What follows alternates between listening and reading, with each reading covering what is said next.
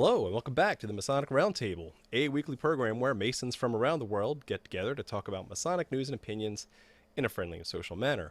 As a reminder, the thoughts and opinions expressed here are solely the opinions of the participants and do not represent any Grand Lodge statements or positions. Make sure you keep your conversations open for the public and on the level.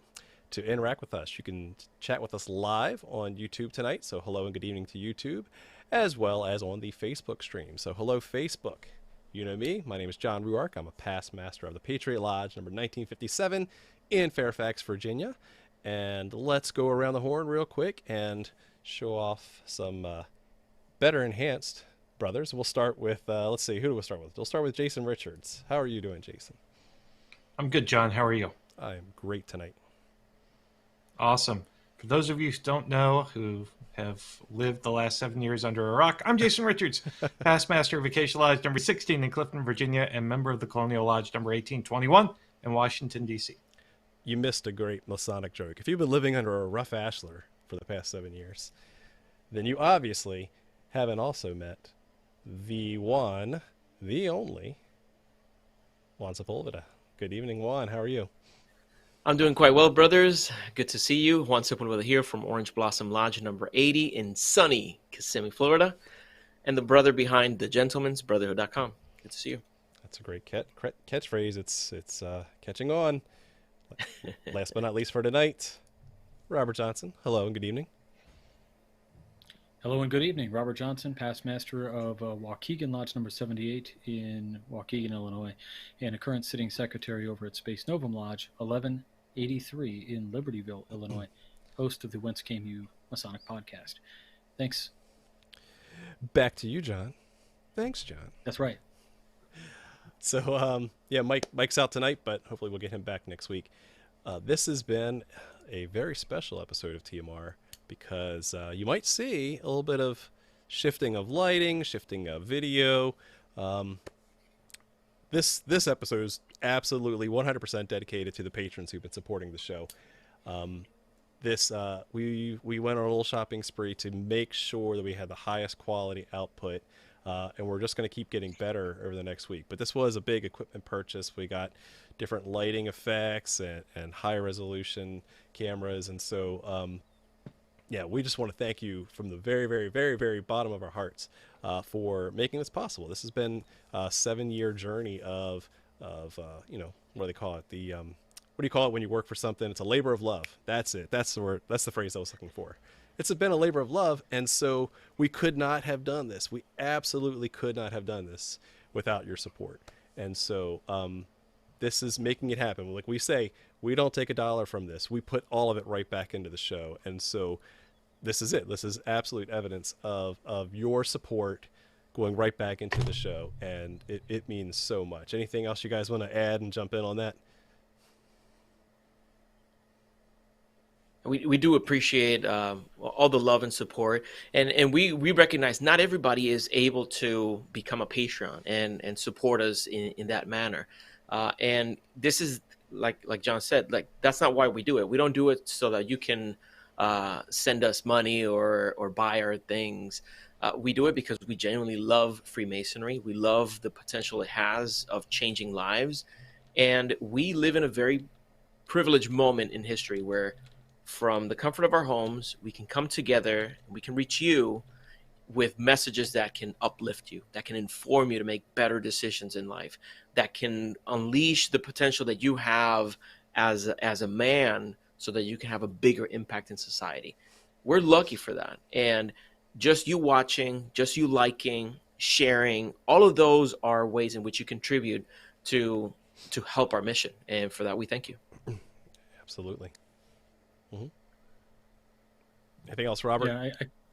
I couldn't agree more. I mean, this whole thing has been incredible so far, and really, without all of you, none of this would be possible. As John has said, it's turned our offices into micro legit studios.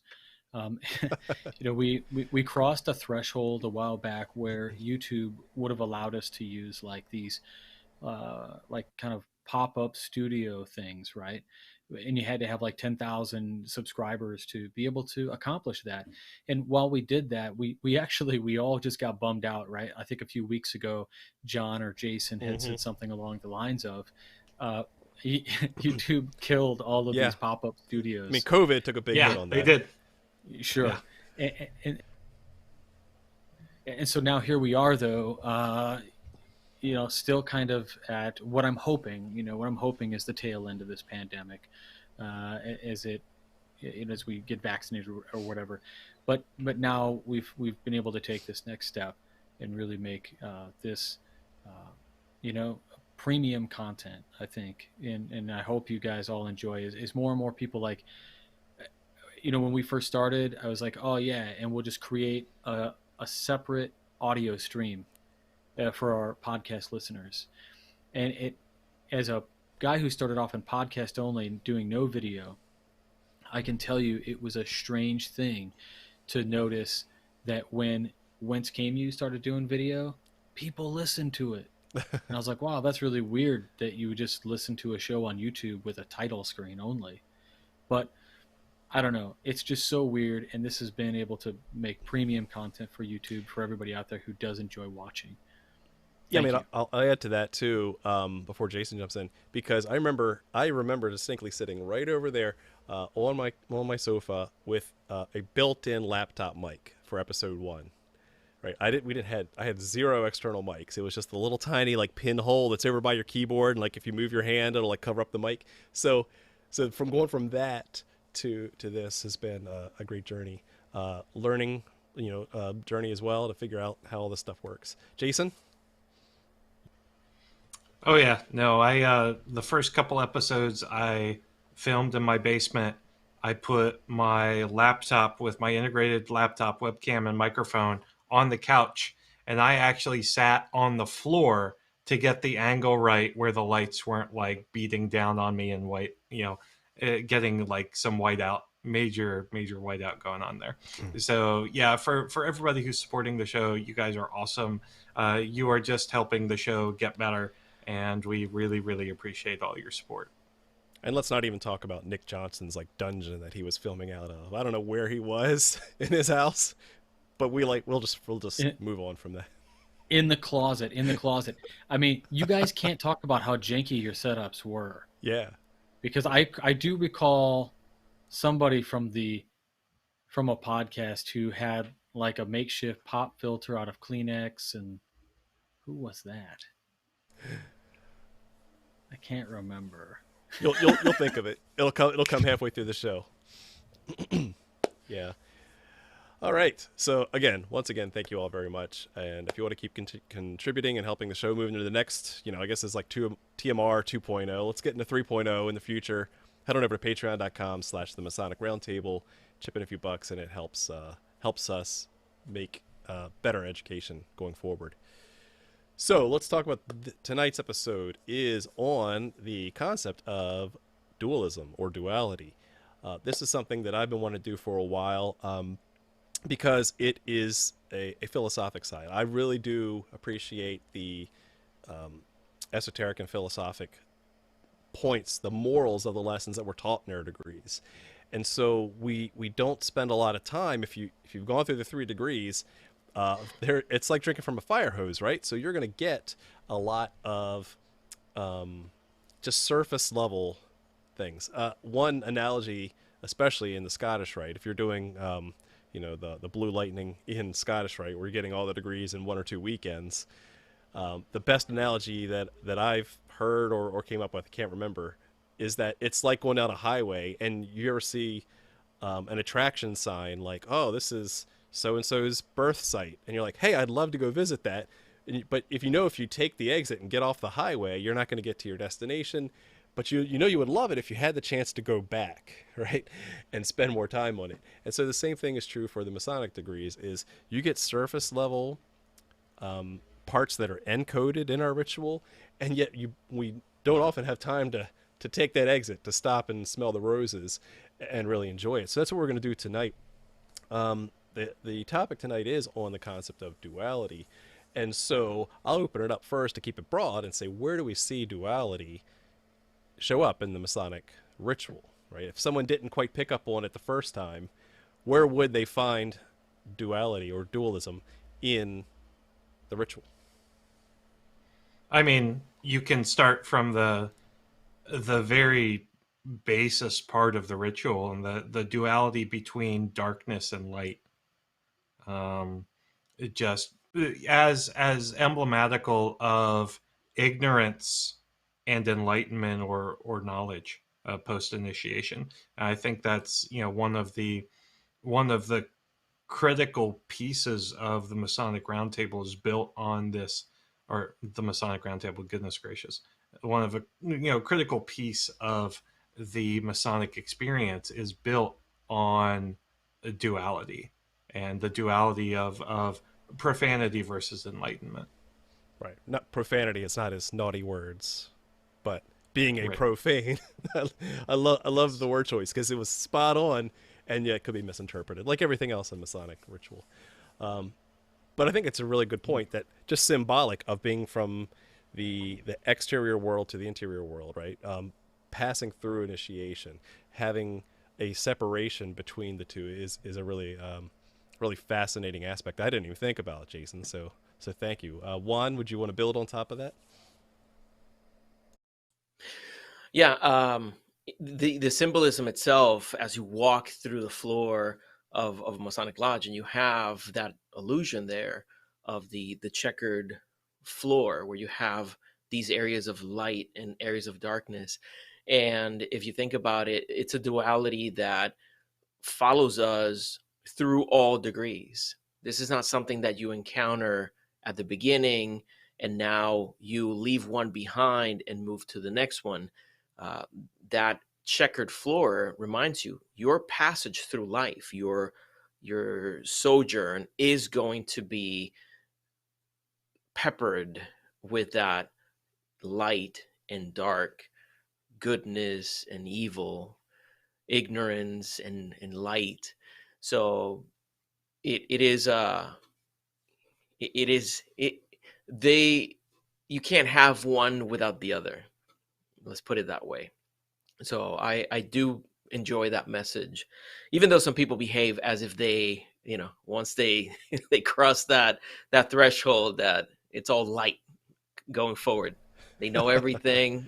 They Got do it. everything right, Nailed it. but that's not how it works. Yeah, and so yeah, I'd build on that to say, yeah, absolutely. The mosaic or checkered pavement, um, it's not a secret of masonry, so we can talk a little bit about it. But it is one of the things that we do allude to, both explicitly and implicitly in the Masonic ritual. And yet, as Juan said, we have these concepts of as we traverse through life, we're going to have highs and lows, goods and bads. So we're gonna have polar opposites. Life is not all smooth sailing, and so we have to take that lesson to heart and say, hey, how do we deal with it? Not how can we make it whichever side we want it, but how can we embrace it and move on. And so that's one aspect I really like about that. Robert? Yeah. I really feel like this is such an interesting concept because one of the things that we look at is I don't know if you ever read like these conspiratorial websites about like how they say masonry purposefully um, like like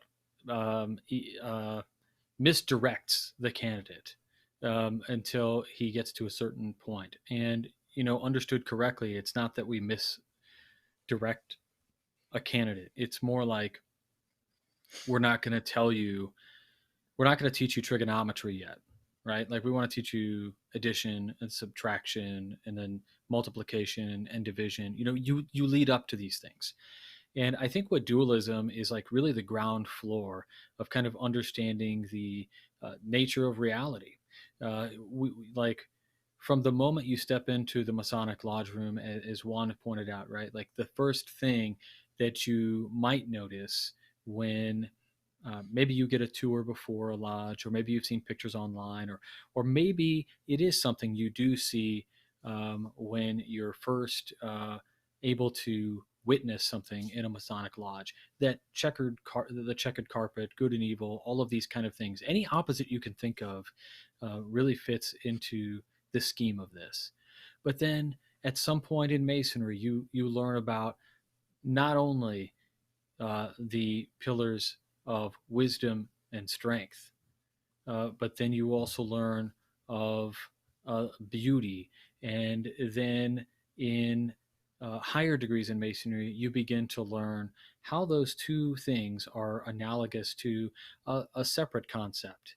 And then ultimately, when you graduate out of this thing, maybe even at the top of, let's say, the 32nd degree um, Masonic degree, right? Like the name of that degree is either Prince of the Royal Secret or Master of the Royal Secret, and you go like, what even is that? And then this overarching kind of theme is built upon yet again, and then when you take that into a grander, more philosophical study of whatever your your religion or your mythology, philosophy, spiritualism, whatever it is, you take that to this last kind of level that, had you been exposed to improperly, you essentially could damage the way you view the world. I mean, philosophy and spiritualism and all these things really make the world go, kind of wild, right? I mean, like they don't necessarily jive with people right off the bat. And so I think that's kind of where dualism gets us on the path, and really might be some of the core teaching of what Masonry has to offer.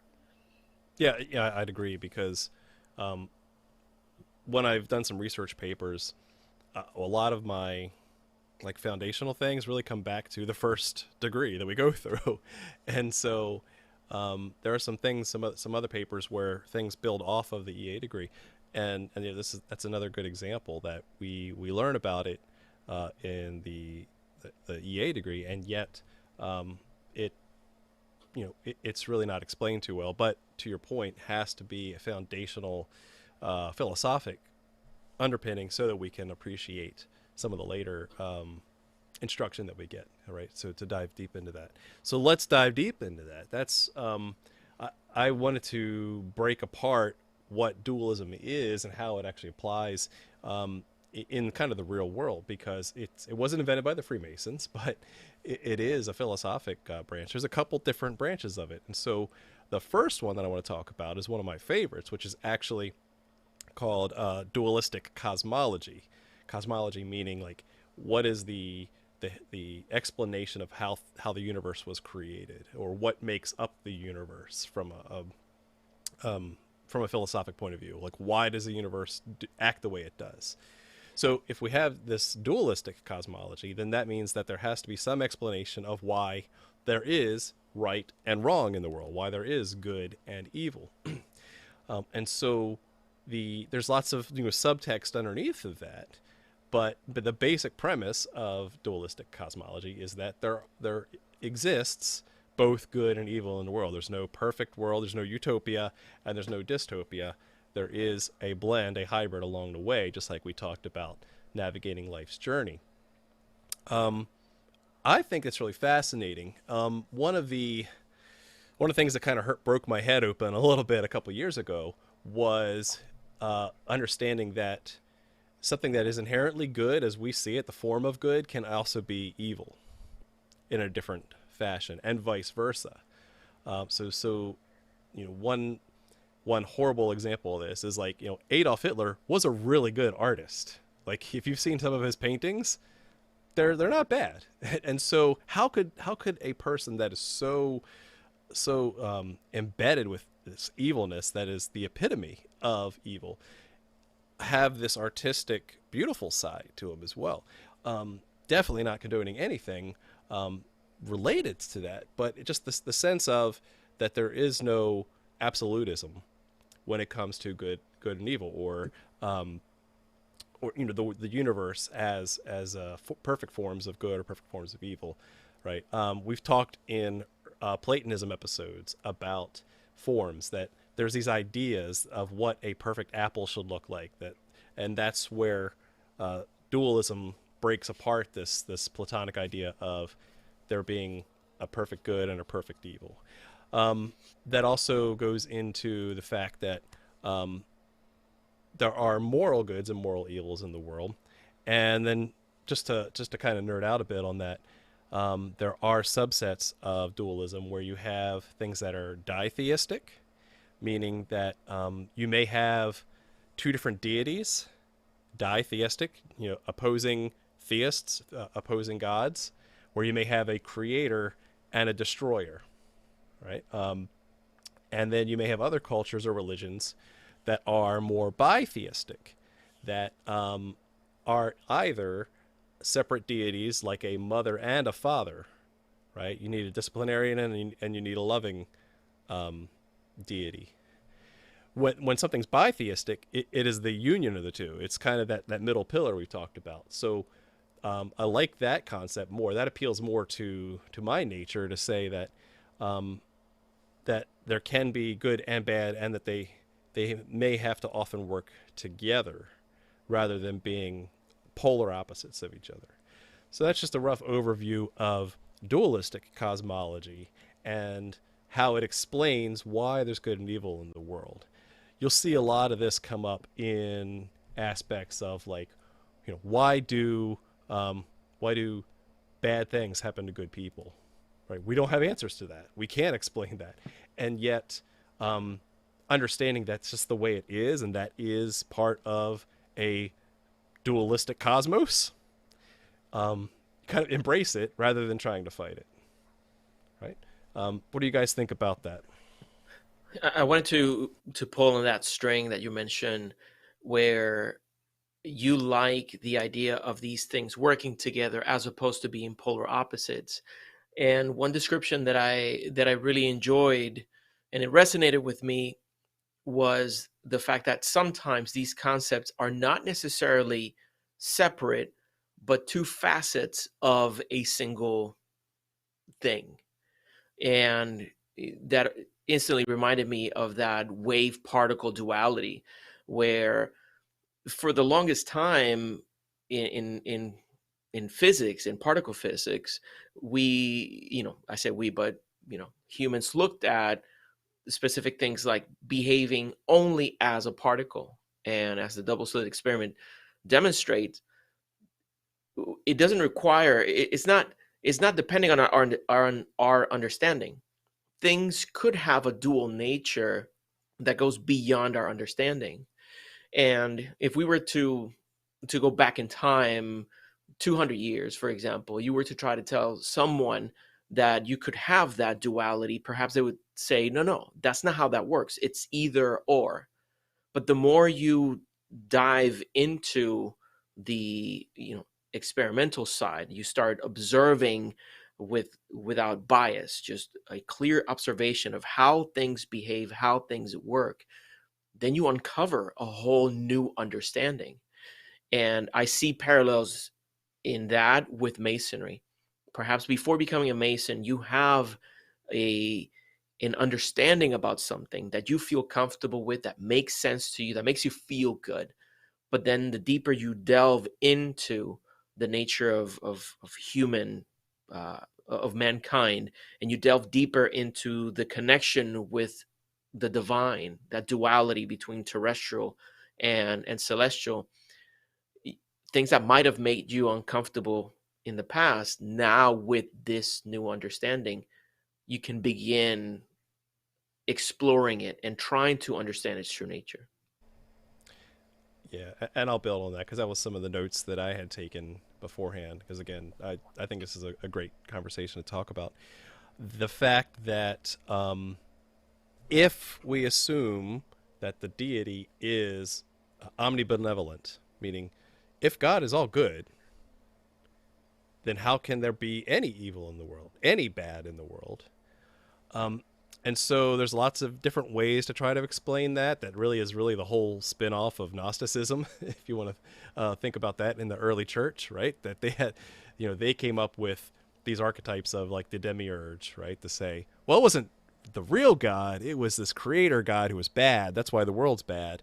The real God is outside of that. So they try to explain the duality that way. And we can go into that later on. But one of my favorite explanations is as studying the Kabbalah, the Kabbalistic tree of life, the pillars themselves are meant to be polar opposites. They're meant to be masculine, feminine. They're meant to have opposite but related strengths. And so the whole point of the Kabbalistic tree is to understand that with one side comes the other side, and the whole point is balance or unity in the middle, right? You try to be the middle pillar, try not to swing too far to the right or to the left. And I think that's a beautiful philosophy of how do you approach life, right? Because even in creation, I'm gonna again nerd out a little bit more. There's part of like, how do you stay focused on a task, and how do you know when to stop? How do you know when to let go? The answer is somewhere in the middle. You have to find that out for yourself. How do you when do you when say, do you sign yeah, when you say enough's enough? when do you sign the painting? Right. That yes. is, yeah, that's Break the brush. something yeah, that's something I've dealt with a lot, because there's the perfectionist side of me, and then there's that John the Baptist side of me that wants to just, get it done, just be done with it, ship it, right?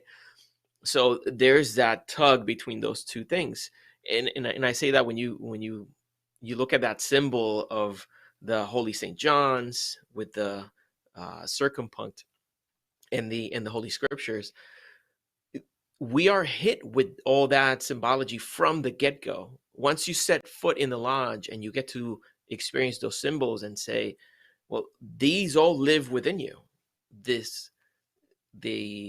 John the Baptist persona character, who is passionate, who is zealous and all that. And then you have the subdued, controlled John the Evangelist on the opposite end. And we have that duality symbolized in the solstices. So you have those two celebrations that we observe, and it's, to me, it's almost like that reminder in the calendar. It's like, okay, check out what this means. See if you are living up to that expectation of maintaining yourself within those bounds. Robert, now you've been quiet, mostly because you couldn't get a word in edgewise from me. Because you actually have done a lot more study of comparative religion and philosophy. Why don't you kind of drop some knowledge bombs on us then? It's just interesting when we look at exactly what you're talking about. This whole idea of you went where I was kind of treading carefully, and since you kind of opened this thing up talking about Kabbalah, right, a right and a left hand path, or whatever you want to call it, and the goal is to blend these things into a medium, right, so that you can be, I mean, in a practical sense, a well-rounded human being today. Maybe in a occult or magical sense, maybe that means apotheosis or an ascension of the sorts, or whatever that means for you in your path, right? But I think what's important to realize too is Juan touched on nature, this idea of nature, and what I think is interesting there is as humans, we like to categorize everything in these I don't know, buckets, right? Just is good, bad, male, feminine, salty, sweet, whatever, whatever your thing is. And something that came to mind, and it might resonate with some of the viewers, and maybe you guys. Werner Heisenberg is a Nobel Prize winner for physics in like 1932, and one of the quotes that he was famous for saying is really quite profound, and it has to do with the way men, or man, the mankind, not like men or women, but men in general, would compartmentalize and try to view nature as it is, and to codify it somehow, right? And Werner says, what we observe is not nature, but nature exposed to our method of questioning. And what that's really all about is this idea that we see a world around us that we do compartmentalize, and we try to find this equilibrium, this middle ground, to be the best Robert Johnson I can be, to be the best Juan, to be, whatever. And while we're doing this, that first step is like, oh my gosh, we've compartmentalized into fields of opposites. And then we go, oh my gosh, we can mix both of these opposite things together to get this. You can mix sugar and water and get Kool-Aid, and it's amazing, right? And then once you start to evolve through these different philosophies, what's so interesting is that this kind of ultimate realization that's really exposed in most of the mythologies and religious spiritualities around the world is that that's all an illusion. And so this is where that misdirection comes into play. Like, well, what do you mean it's all an illusion? Duality's not real? It's like Waterworld, right? Kevin Costner comes out and he's like, dualism is a myth. And so, like, in a lot of these later, a lot of these a lot of these systems talk about there is no good or bad, right? There's only experience, and we compartmentalize so that we can understand. And so that's that, like, dualism, right? And that's why it's so important, because the human mind as it is, like, we're awesome. Like, we might be greater than the universe, because if you believe in a scientific point of view, that the universe could collapse at any time and kill you, right? Like, you're sentient, you understand these things. So humans, like, we're always thinking about virtues and things and how to blend them together. And Masonry gets you thinking on that path, and as you go through those degrees, you do get a greater understanding of those things. And then if you get high enough into some Kabbalistic schools or whatever, you are exposed to this idea that there is just the one thing. And that as you, just like you guys ever do like a yoga technique, right? Where maybe you're doing the breathe in, breathe out, and they say, you're just like the universe breathing. As you breathe in air, the universe requires you to, like, breathe in and then exhale that same amount of carbon to continue its existence. Like, everybody has a part to play. Like, it's a part of a whole. And so the dualism is merely, as Heisenberg pointed out, really it's just a measure of how we are exposing nature to our own methods of understanding. Sorry. No, that's profound. Well, I mean, you did it. That's it. Good night. Yeah, maybe. Sure. No, but that's not really. I love when you say the. Wait, did I mute myself? No. You're breathing in and breathing out. As you breathe in and breathe out, so does the universe, and that points me directly to the second law of Hermeticism, where the law of correspondence, where you're talking about as above, so below. And that's for a further point based on, similar to what we were talking about, that you are predisposed to think about it as two separates, and yet it is the same. Like, where do I end and you begin?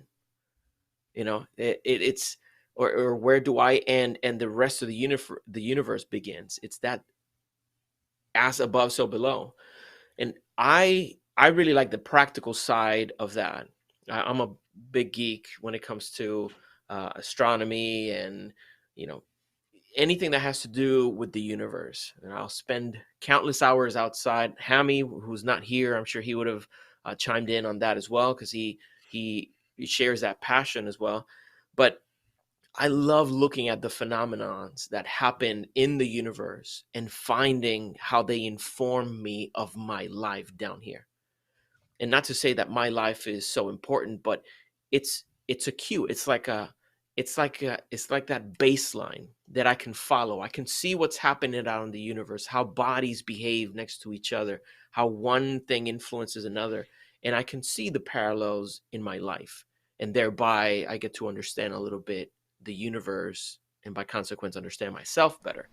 So that duality is one of my favorite dualities. Yeah, what are we but stardust reflecting upon itself?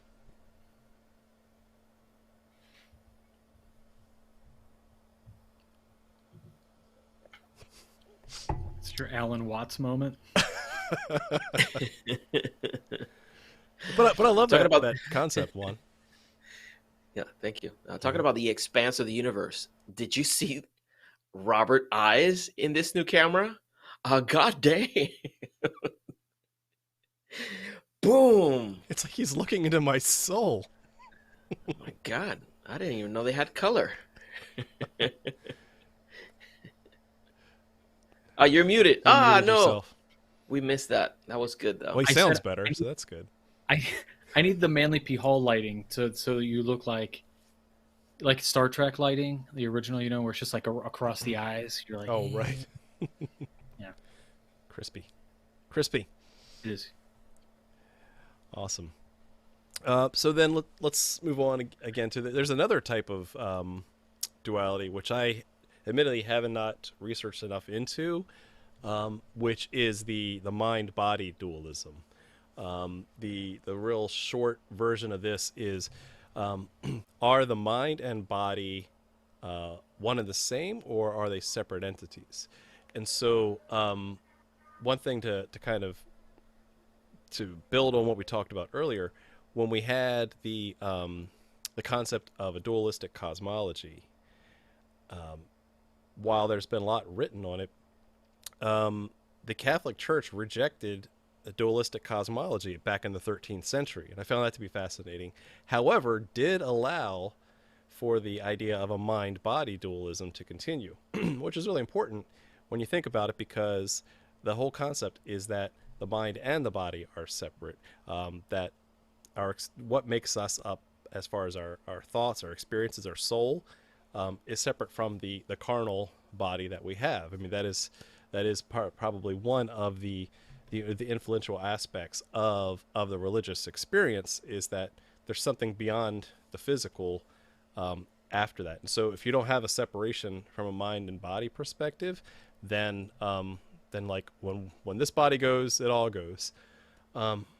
Now, if you look into it, right, you hop over to the Wikipedia page and you start nerding out on the mind-body dualism, there's aspects for it and aspects against it. A lot of philosophers are for it. Rene Descartes being one of the biggest proponents for it. And remember, Descartes was the I think, therefore I am, right? So if that's the sum of his philosophy, it makes perfect sense. I am experiencing myself just like I am the universe experiencing myself. I think, therefore I am. My mind is separate from this thing, and I can drive it around. And then you have the more scientific approach, where the mind and body are not separate. The criticisms there are that we have evidence of people with brain damage having a different personality, and thus different physical reactions based off of something that happened in their brain, right? I think Phineas Gage was one of the most Phineas popular. Gage. Okay. Yeah. Railroad spike through the skull. Just pow! Yeah. Just like right through the eye socket, hung out, and then was still up and around talking. However, fascinating story there. However, he just kind of went home and did his own thing, but had severe mood swings, was a completely different person after that. And so he became this marvel of science, that he was able to survive a railroad spike through the head, but from a scientific study aspect, he's a different person now. So that proves that the mind and the body are connected, especially from a personality perspective. So that's an interesting aspect. I can see both sides. I really can. What say you guys? So My issue with the dualism of the mind and the body is, where does the spirit come into play? Right. It's very binary. So right. So if we take a look at the, the all spark, or that spark of the divine that we have in us, essentially the soul, um, I ascribe to, kind of a trinity of your being, where you have your body, you have your mind, and your emotions that are shaped by your experiences, and then you also have the soul, which is kind of that third part. um so it might be that, the spiritual can be a little bit more easily connected to the mind. I haven't quite figured all of that out yet, but right now I see it kind of in three parts as opposed to Yeah, two. no, exactly. And there is a concept that we don't cover here because it's not dualistic. There is the tripart theology as well, that you have the body, mind, and soul as three separate parts of Christian theology, at least, as opposed to mind and body. Mhm. All right, Juan, what do you think about that? I if you could hear what's happening in my head right now, uh, basically, I respect what you're talking about, Jason. Of course, I'm trying to think, like, where is that third? Not just where located, but what responsibilities separate than the mind do they have?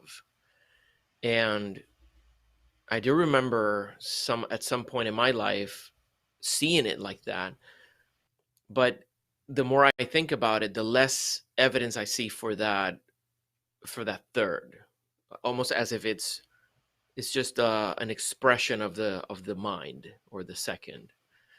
Um, but of course, that's just a conversation. I'm sure that would be a great conversation for us to have over some bourbon, just to explore, like, where do we acquire that belief other than theology, and are we just comfortable with the fact that, okay, we see it like that, but how? I mean, and I'm not criticizing your point of view. I'm really curious. I'm offended. Where is Clearly offended. but where is that This difference? is the last show that Juan's going to be on. Forever. Yeah. This So is it. no, you bring up an interesting point, which is that okay, to be a separate, distinct entity, there has to be a separate, distinct lane in the road. Um, and I wonder if the soul is much more of a subtle entity, kind of almost as that silent passenger, kind of just guiding things, nudging things a little bit, like when you get um, that pang of your conscience, like, I should really have figured out why my camera keeps saying that my viewfinder is inactive before I went live on the show. That pang of, guilt, or spurring to do something. I feel like there are discrete lanes in the road for the spiritual, in moderating really between the mind and the body, but it's much more perhaps subtle than one might think. Even because when I think of our perception, and a lot of people see themselves this way, almost as if they are this passenger behind the wheel when it comes to their mind. So they witness what they think, almost like separate, like, oh, here's what I'm thinking. And they see that separation. And that separation in the physical, it's very practical, because you know that I am separate from this stove, thereby I'm not going to put my hand on it when it's glowing red. But from within, it everything to me points out that there's no separation. not even from the physical. It's all happening. Like when I think, okay, like, oh, where did that idea come from? Almost as if it's separate from me. The idea is part of me. The idea is part of this whole composition, and I'm becoming aware of the idea as it races in consciousness. But where does it rise from? Is that arising separate from me, or is it all part of the same thing? I just find that very interesting. Like, I don't have an answer for it. There's a whole like ontological argument for like where things come from. It's and that's kind of like what I'm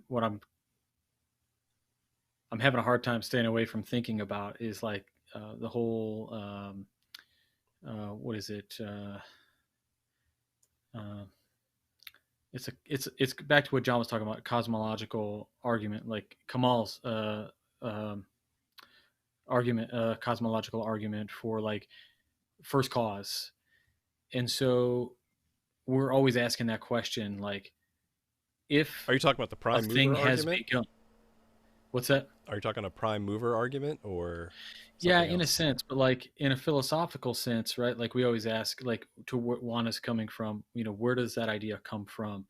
Like it gets me thinking about this idea of a beginning. And if something has a beginning, right, then we know that something has to have made it so.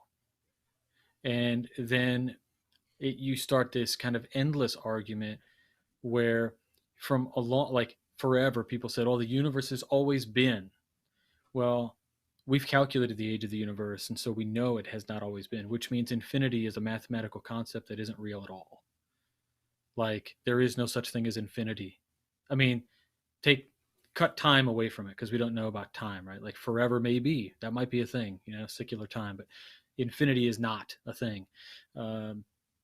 So thinking about where things come from is a really interesting question when we think about the beginning of a thought, what spurred the thought, did it already exist, did you just access it, right? And then there's all this occult writing and mythological writing that talks about the Akashic record, or many physicists even, they get into this realm, right, where they talk, Niels Bohr and David Bohm talk about the implicate order, where the things get pulled from, but have always been there. And because you are that thing, Juan, that's you just accessed it. Like your brain was like, oh, bink, I think I'll take that. And I don't know how this fits into dualism, so I'm just going to digress. I know, because like you start bumping into, even free will when you think, yeah, exactly. What I just thought about, like, where the hell does that come about? And I've played around with some thought experiments that shine a light on that whole feeling of separation, when in fact it's just happening. And where does it happen from? How does it happen? It's a mystery for everyone. Like, well, Juan, right now you were predestined to have free will. Yes, I had no choice. Man, that hurt my head. As the former Calvinist in the room. Yeah. Well, you've broke my head tonight, Jason. That's gonna mess me up now. Spend enough time in the Presbyterian Church, and a lot of things will break. A lot of things will break your head. Oh no. Yeah. Joe Martinez sent us a super chat. Thank you, Joe, saying that Robert, infinity is a thing. Hashtag infinity is a thing, Robert. And infinity can be many sizes things. Okay. I'm just saying, if I gave you an infinity number of books for a library, okay, and then I said, okay, I'm taking away, you have infinity red books and infinity black books, and I'm taking away all of your black books, you still have infinity books. It's irrational. It's not a real thing. Oh, we have another update from the super chats where Joe Martinez says, hashtag RJ is less informed, sans beard. You lost all the knowledge when you trimmed the sides. So It's like The Samson. Samsung effect. Yeah. Joe, if I gave you infinity coins, and I numbered them 1, 2, 3, 4, 5 all the way into infinitum, and then I took away every coin after the third coin, how many coins do you have? 3. infinity. It's just a math concept. Sorry, buddy. We're All going right, to disagree. Imaginary numbers, real or imaginary? Ooh, we need an episode. Yes. We need to find how to tie this to Freemasonry so we can talk about Exactly. it. Because Right. if you looked at whole numbers, you have an infinite number of them. Yeah. But obviously, if you take 10% of each number, you have an infinity of those. But Right. mathematically, there will be You can never more get of those to the next number. than the other. That's how we tie this in. It's just quantifiable stuff so that humans can make sense of it. That's true. Love it. On that That's note, very true. we're now at the time for the final question. Yes, we made it this far in the show, and this one's an easy one because we got a little deep there, and I'm always gonna say Joe's right. So RJ is gonna have to defend himself as we get to wrap things up. Final question is, which of the dualistic concepts we talked about today is your favorite, and why? Remember, just as a reminder, we have the dualistic cosmology, and we have the mind-body dualism, or maybe there's a third option. Hashtag there's no third option in dualism. Okay, Jason, we'll start with you. What do you think? Mind-body dualism has definitely been my favorite topic tonight, just because it's something that in my own spiritual journey over the past year or two, I've thought quite a bit about just who am I as a human being, and what are my component pieces, and how do they work with each other and against each other, and how do I make sense of the creator in reference to who I am. And so I've put a lot of thought into this idea of mind body dualism, or mind body spirit, and it's just it's a philosophical debate and argument that I could get into with someone for probably hours on end, just because it's fascinating to try to make out who we are really. And I don't know if any of us will ever really have an answer for that. It's one of life's great mysteries, I think. So that's definitely why the mind body dualism discussion was my favorite tonight. Thank you very much. All right, Juan Sepulveda, what was your favorite dualistic concept? I have to agree with Jason on this one. The mind-body dualism is one that I find fascinating, and mostly because of all the unanswered questions that it brings to me. I like that challenge of, am I separate from myself? What happens at the end? Is there a portion that remains and the other that ceases to exist? One that annihilates itself as the other one moves on. It's fascinating, especially when one tries to basically break from the confines of our biased upbringings and try to discover something from a more pure and less controlled way. I want to know, not because you tell me, not because you force me to accept, but let's explore more. Is there really a duality, or is it all just one thing? That's it. I enjoy that. But to close out, thank you so much all for listening and for watching. This is a lot of fun to have these conversations with friends. If you like these kinds of conversations and the chat is not enough, how about you call a friend, get together when COVID permits, get together with some other brothers and have these kinds of conversations.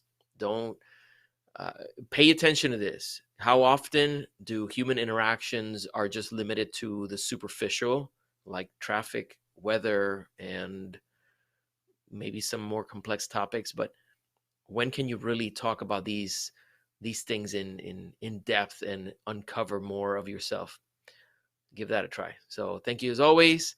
I invite you to go to thegentleman'sbrotherhood.com. New episode coming out tomorrow where we're talking about being obliviously rude, like some of these jerk faces here with us. Good night. Awesome. All right, our resident philosopher, Robert. Oh, yeah. So thank you very much. This has been an incredible episode. Sorry about my tangential nature.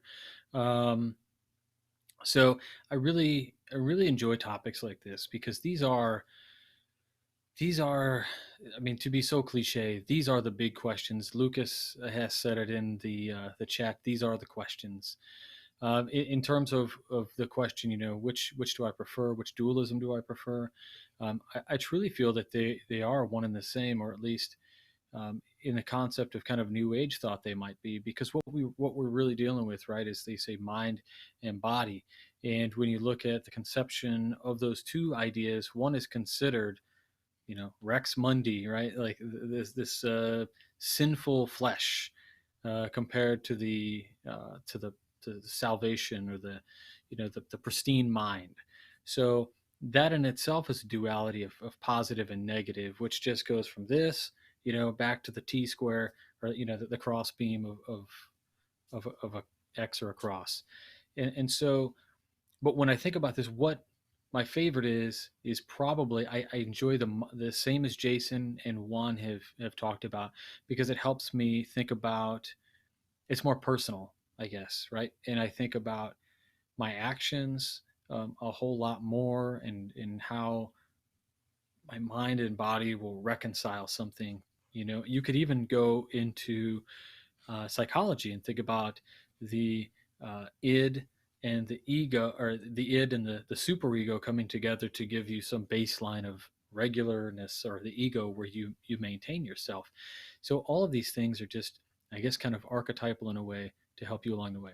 I really enjoyed the mind and spirit, the mind body type dualism myself, even though the other version is so much cool stuff, like Osiris and Typhon, and I don't know how to say the ancient Persian version. I like the evil is Ahriman, and then the good is Ormuzd or Ormuz. I don't know how to say it.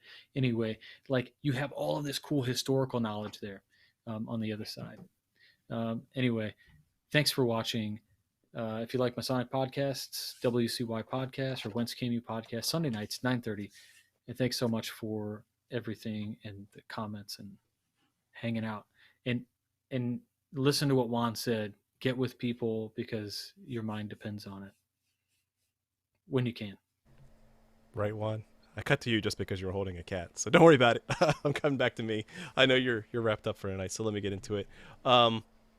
Also wanted to do a special plug for Robert's last episode of Whence Came You, because he and I chatted a little bit about the book. Yeah, so this book right here, the Master's Word, a short treatise on the light, the Word, and the Self. We went into kind of the why behind the book, and so both why we were interested in it, how, what our thought process was, and what we enjoyed working on. So definitely go check out Whence Came You, this past episode, where we go into it and nerd out on other types of philosophic arguments, and kind of theosophic arguments. So I think that's a cool episode. I enjoyed recording that with you. As for my favorite topic, learning a lot more about the mind-body dualism.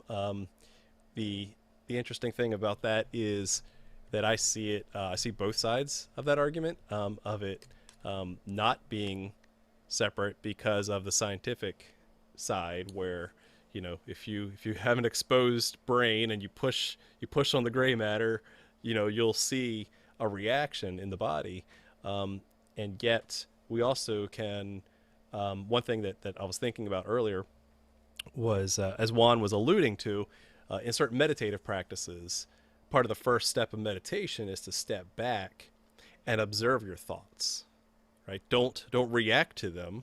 don't respond to them, don't get sucked into them, but step back and view your thoughts going by. And so the whole point is to separate yourself from your thoughts, that monkey mind. Well, the first lesson there is that you are not your thoughts, which leads right into that whole separation, that your body, your thoughts are not who you are, is not who your inner sense, your id really is. So I think that's and that's observable. Like that's something that I've experienced meditating and all that. But I will go back to what I said earlier. My favorite dualistic concept that we can take away and apply some of those Masonic lessons is the dualistic cosmology, right? How do we understand the world, and how do we make sense of there being both good and evil in the world? How do we not try to put things into those two buckets, which is easy to do. We do it all the time with everything else in our daily life. Pepsi or Coke, right?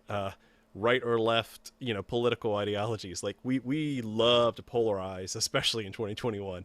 And yet the answer is yes. The answer is somewhere in the middle. And it really takes a wise person to be able to navigate the middle, to find that balance, to be that middle pillar. And that's why I like the dualistic cosmology approach. So Libertarianism. Maybe. There's lots of options. Robert's, what are you holding up there, Robert? I just wanted to point out there's a book, Mackey's Symbolism of Freemasonry, and it's not one of the greatest books or whatever, and it's kind of different. But this is chapter, I don't know, what's that Roman numeral? 20. No, it's XXIL. Oh, gotcha. Yeah. What is that? Yeah. Anyway, the rite of entrusting and the symbolism of light. And he really has, this is a great, probably 10, 15 pages on this whole idea of dualism. So it's a pretty good primer, but it's all cosmological. I'll say that. Nice. So, I mean, worth a check on archive.org, right? Check it out. Sweet. Awesome. Well, thanks for that. And I want to thank you all very much for watching, especially the patrons who've been helping support the show. And we'll see you next week. Keep searching for more light. Have a good night.